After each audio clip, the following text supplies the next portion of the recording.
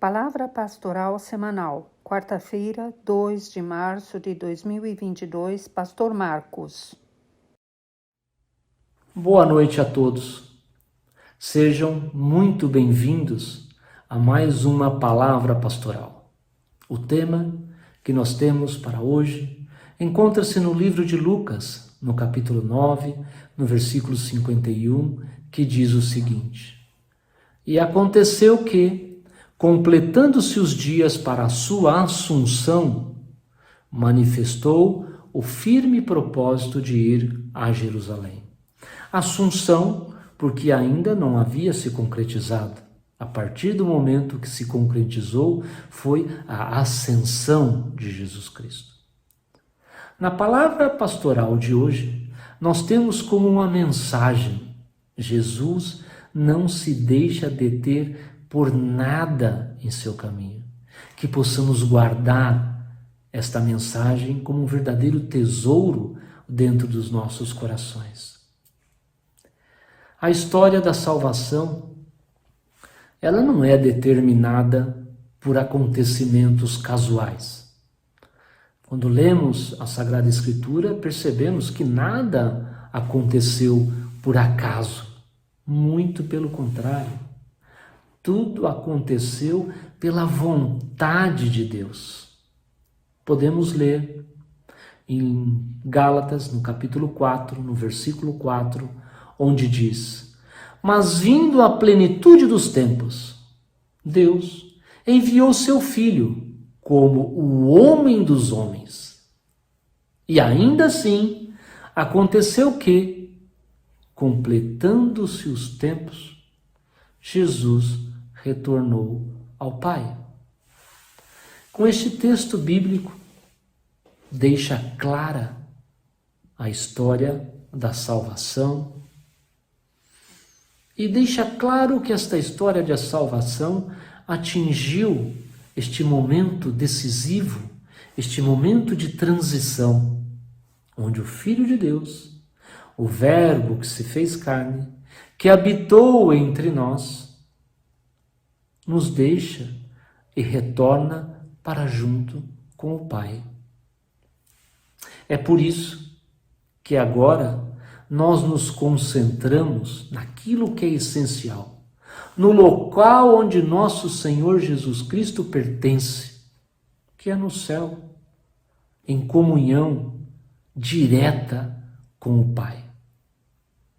Porém, este regresso, nós vimos também na Sagrada Escritura, que ele não aconteceu imediatamente.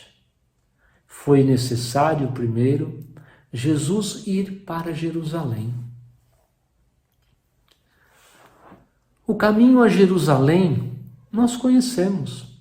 O caminho a Jerusalém era um caminho de sofrimento. O caminho a Jerusalém foi um caminho de humilhação. O caminho a Jerusalém foi um caminho de traição. Um caminho a Jerusalém foi o caminho da cruz. Mas nós não nos detemos nestes pontos. Nós também sabemos que o caminho a Jerusalém foi o caminho da ressurreição. Que o caminho a Jerusalém foi o caminho da ascensão, para que se cumprisse o plano de salvação de Deus. No momento da transfiguração de Jesus, quando lemos ali em Lucas, no capítulo 9, no versículo 31, onde Jesus se transfigurou e estava junto com Moisés e com Elias, e eles ali falavam sobre a morte de Jesus e dizia que tinha que acontecer em Jerusalém, para que o plano de salvação de Deus se cumprisse.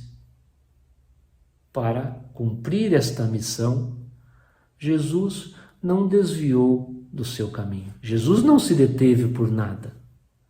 Jesus teve que usar de um artifício. Jesus desviou o seu caminho de Herodes Antipas, pois Herodes Antipas queria matar ao nosso Senhor Jesus Cristo, da mesma forma como ele tinha feito com João Batista.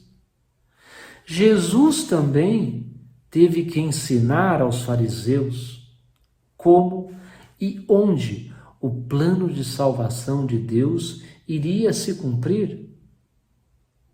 Podemos ler em Lucas, no capítulo 13, no versículo 33, onde diz: importa, porém, caminhar hoje, amanhã e no dia seguinte, para que não suceda que morra um profeta fora de Jerusalém. Jesus estava firmemente decidido em cumprir a sua missão. E ele não se deixou desviar por nada, nem por ninguém. O regresso ao Pai, que estava no céu, estava prestes a ser concluído. Bastava para que Jesus concluísse isso, passasse pelo sofrimento e pela morte do homem, o verdadeiro homem e verdadeiro Deus. Somente quando isso se concretizasse, iria ter a ascensão de Jesus para junto com o Pai. Ele voltaria à morada junto com o Pai. E esta visão divina do nosso Senhor Jesus Cristo, que estava diante dos olhos dele, podemos ver como parte de Lucas, aqui no capítulo 9, 51, e manifestou o firme propósito de ir a Jerusalém, porque ele sabia aquilo que o aguardava. Se nós passarmos esta palavra para os nossos tempos de hoje, se nós pensarmos um pouquinho daquilo que às vezes nos detém para este plano de salvação, e se pensarmos de que ninguém, nem nada, pode deter o plano de salvação de Deus, então isso tem que nos dar forças para confiar em Deus sobre qualquer circunstância. Em nossas vidas, muitas vezes, temos que enfrentar situações difíceis, algumas vezes situações incontroláveis. Temos, às vezes, que passar por situações de doenças, muitas vezes doenças terminais, doenças que causam dores. Muitas vezes também temos que passar por estremecimentos nas nossas relações dentro do casamento, dentro das famílias, dentro dos amigos. Muitas vezes passamos por esses estremecimentos. Também nessas circunstâncias, a nossa fé pode ser abalada. Também nessas circunstâncias, muitas vezes, nós fraquejamos. Ou talvez nos encontramos, às vezes, em situações existenciais. Às vezes, situações que achamos não ter saída, que deixamos tudo na mão de Deus. Especialmente também, meus amados, há situações que nós não conseguimos nem sequer orar. E nesses momentos podemos nos recorrer a Romanos, a palavra que está em Romanos, no capítulo 8, no versículos 26 a 30, que nos diz: da mesma maneira também o Espírito ajuda as nossas fraquezas e intercede por nós, para que possamos fazer jus ao nosso chamado. O nosso apóstolo também nos dá hoje uma indicação de que nós também temos uma missão. A noiva de Cristo também tem uma missão nos tempos atuais. Temos a missão no plano de salvação. Proclamar a salvação em Jesus Cristo é a nossa missão. E já hoje nós podemos fazer isso. Podemos ser testemunhas importantes para este plano de salvação de Jesus Cristo, através de palavras e através de atos. Em Romanos, no capítulo 8, versículos 38 e 39, também podemos ler: por isso, não nos deixemos deter por nada, nem por ninguém neste caminho. Voltamos à mensagem inicial. Jesus não se deixa deter por nada nem ninguém no seu caminho. E que nós também possamos seguir o exemplo de Jesus em atos e obras e palavras.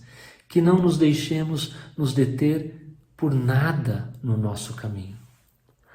A palavra pastoral para hoje tem também alguns pontos que deveríamos guardar dentro dos nossos corações. São eles: o caminho de Jesus a Jerusalém é o caminho do sofrimento, da cruz e para a ressurreição e ascensão de Jesus Cristo. Também de que a morte de Jesus em Jerusalém é uma necessidade histórica. Queremos também percorrer o caminho para a nossa terminação com a ajuda de Deus.